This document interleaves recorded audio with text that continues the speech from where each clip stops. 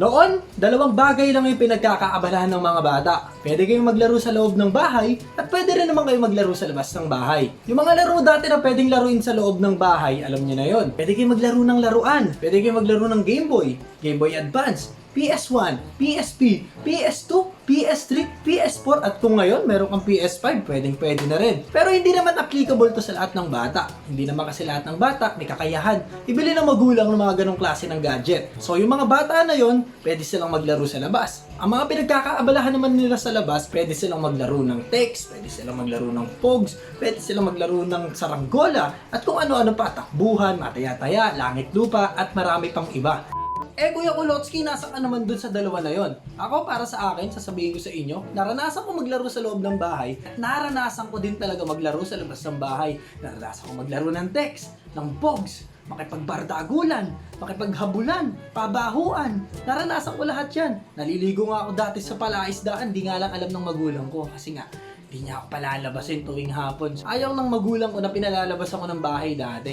Hindi ko alam kung bakit. Pero siguro ayaw niyang nakikihalubilo ako sa mga ibang bata kasi nga baka may makuha ako ng ibang hindi magandang ano. Basta alam niyo na yon. Syempre ang magulang talagang iisipin niya kung sino yung mga makakasama mo. Pero ako dati, sa panahon ko noon, wala naman akong bas enjoy talaga ako nakikipaglaro sa mga ibang bata. Pero nakikipaglaro ako sa labas at naranasan ko rin namang maglaro lang din sa loob dahil nga noon meron akong Game Boy. Meron din naman ako PSP, pero hindi ako nagkaroon dati ng PS1, PS2. Nakapaglaro ako ng PS2 sa kuya ko. Yan. Pero yung mga magkaroon ako ng sariling console, hindi rin naman. Yung Game Boy ko nga parang bigay lang din sa akin siya ng pinsan ko. So, yun. Bakit nga ba ino-open ko yung topic na yun ngayon? Isa lang ang dahilan, may ipapakita ko sa inyo mamaya. Pero bago yan, bibigyan ko na muna kayo ng konting background dito sa mga collection na naipon ko rito sa bahay. Nung bata ako, nagkaroon ako ng Game Boy na gantong klase. Ang tawag dito, Game Boy DMG, pare. Ito yung kauna-unahan na Game Boy kung hindi ako nagkakamali, pare. Hindi, ito yung Game Boy na nagkaroon ako dati. Nabili ko lang to, last year na eh. Sayang nga, hindi ko natabi yung ganto ko mismo. Tapos, ang sumunod nun, nagkaroon ako ng Game Boy Pocket. Kung hindi ako nagkakamali, Game Boy Pocket yung tawag doon. Maliit siya ng konti dito sa Game Boy Color. Nagkaroon ako nun nung color green. Tapos din siya, tawag dito, black and white. Pareha siya dito sa DMG. And then pagkatapos nun, nagkaroon na ako nito. Yan, ito yung Game Boy ko pa rin to dati. Ito yung Game Boy ko dati. Natabi ko pa rin siya hanggang ngayon. Ang kinagandahan sa Game Boy Advance, pare, iniba nila yung design. Ginawa nila ng pagando. Kasi ang mga Game Boy, puro patayo yan eh. Hindi ko kasi kabisado lahat. Tamaan nyo na lang ako sa comment section. Pero pinapakita ko lang sa inyo, nagkaroon ako ng DMG. Ito, nire-repair pa to. Nandito pa yung mga laman loob niyan. Binili ko siya ng yan. Ito yung casing niya dapat. Na hanggang ngayon, hindi ko pa rin nakakabit no. Tapos yung Game Boy Advance ko na naitabi ko. Pagkatapos nga pala nung Game Boy Advance nung nagkaroon ako nun. Ito na yung sumunod, yung PSP na, pare. Talagang nung nagkaroon ako ng PSP nun, talagang sobrang heaven, pare. Kasi nasanay ako sa Game Boy Advance saka sa mga Game Boy na ganito. Na hindi mo na siya pwedeng laruin ng pag wala ng ilaw. Pag madilim na, pag nakapatay na yan, yung ilaw na yan, nakaganyan. Dati kasi, wala ang mga backlight yung mga gantong Game Boy. Hindi ka makakapaglaro pag madilim, kailangan talaga maliwanag. So, nung nagkaroon ako ng PSP, par, kahit nakahiga ako sa dilim, kahit 10 oras yun ng gabi, nakakapaglaro pa rin ako. Napaka-convenient talaga na itong PSP na to. Sobrang ganda nito nun, pare. At sumunod dyan, hindi na ako nagkaroon ng PS1, PS2, PS3 at yung mga ganyan, hindi ako nagkaroon yan. Kaya ngayon, nung medyo nagkapera-pera tayo, kinumpleto ko talaga sila halos. Nakompleto ko na yung 1 hanggang 4. Tapos ito, hindi naman sa lahat. Nagkaroon lang ako. Gusto ko rin kasi magkaroon talaga ng mga family computer, Super Famicom, yan yung PS1. Ay hindi, ito, family computer din yan. Tapos yung Nintendo 64. At ang kinagandahan yan, pare, working pa to, gumagana pa to.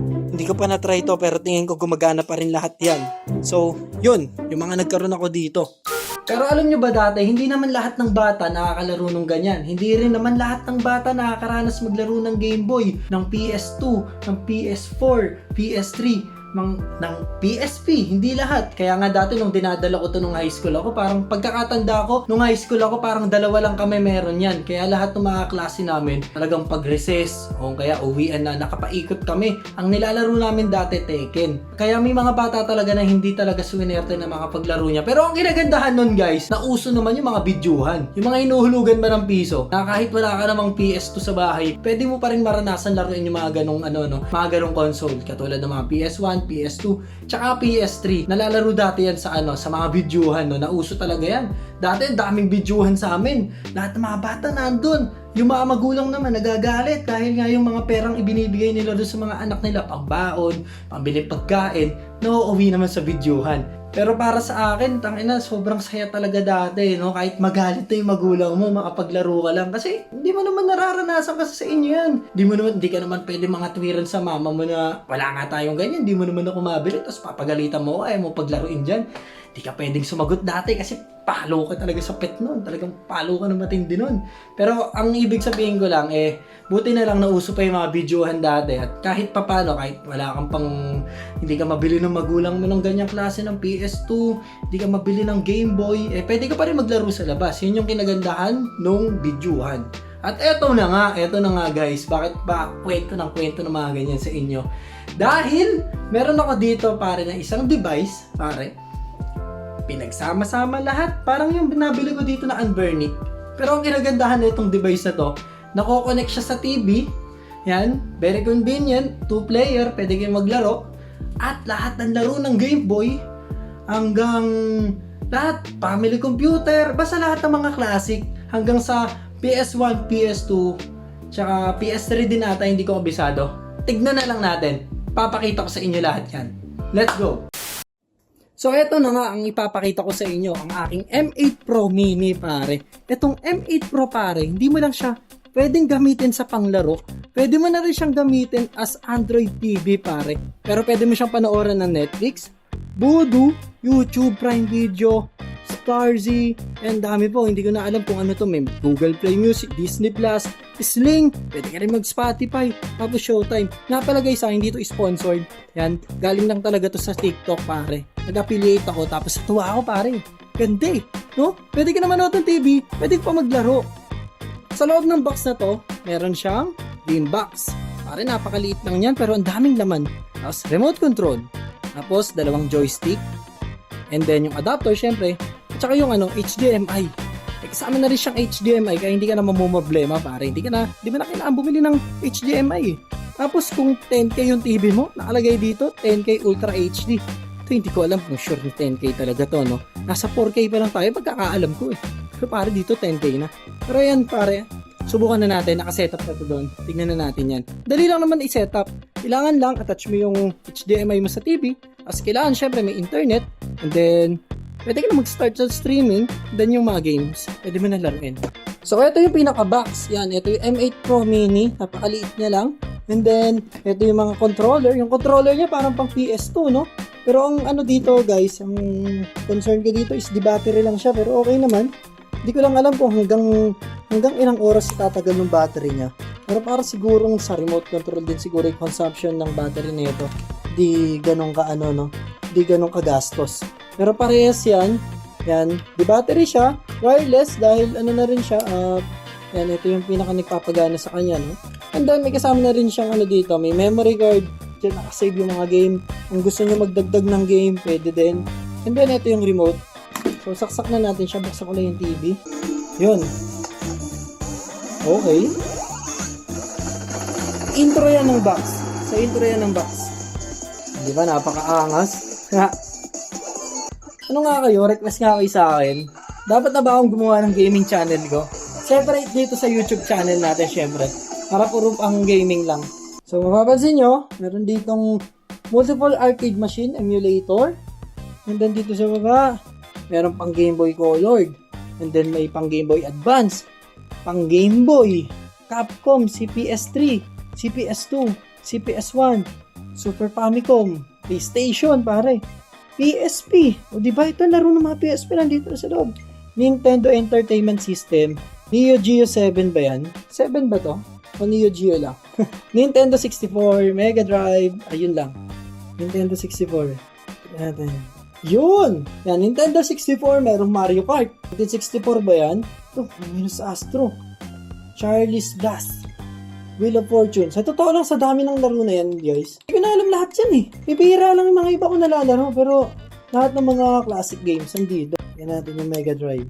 Mega Drive, Street Fighter Turbo, Street of Rage. Ito, puro fighting dito. Subukan natin yung Mortal Kombat 3. Yan, ito mga classic talaga to, pre. Yan, check natin. Kita niyo ba ako? Ano ako? Sa ano? Background ng TV. Kagay, ba't ganun? Yun. Very classic yung suntukan, no? Yung mga pag ganun lang. Yan, talo tayo. Sino ba pinili ko? Yun. Ba't nakasalag lang? Yun. Ayun. Yun.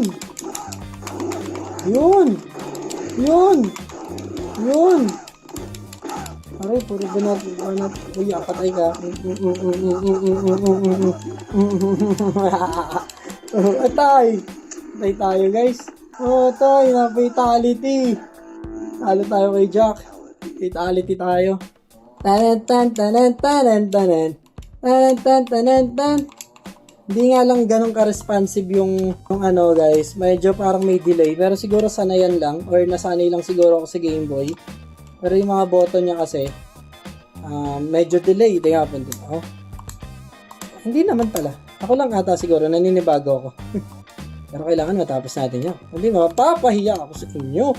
Ako ata ang master ng Mario nung araw. Oh! Wala na makakapatay sa atin. Hindi pala ako master ng Mario nung araw. So, labas pa natin. Siguro kung tatapusin ko, papakita ko lahat sa inyo ng laro na to. Mauubos sa oras natin eh. Pero pare, apakaraming laro niyan. Sana makapag-stream ako or live ganon. So, yun lang. So, ayan lang guys, si M8 Pro ata, parang nasa 1,800 siya, no? Kaya kung ang sarap talaga niya magkaroon sa bahay ngayon, lalo na magbabakasyon eh, no? Hindi yan sponsored guys ha, hindi ako nagpo-promote, no? Ikaw, tamang-tama to. Sa mga anak nyo, para hindi na magsilabas, sobrang init pa naman ngayon. Tignan nyo, habang nag-shoot ako, talagang tagaktak pawis ko, no? Kung may tag-ulan, ngayong mga panahon ngayon, tag-init. Tulad niyang kinikilabutan ako, sobrang init pre, oh. Kung ako sa'yo, pabili na ako sa magulang ko yan.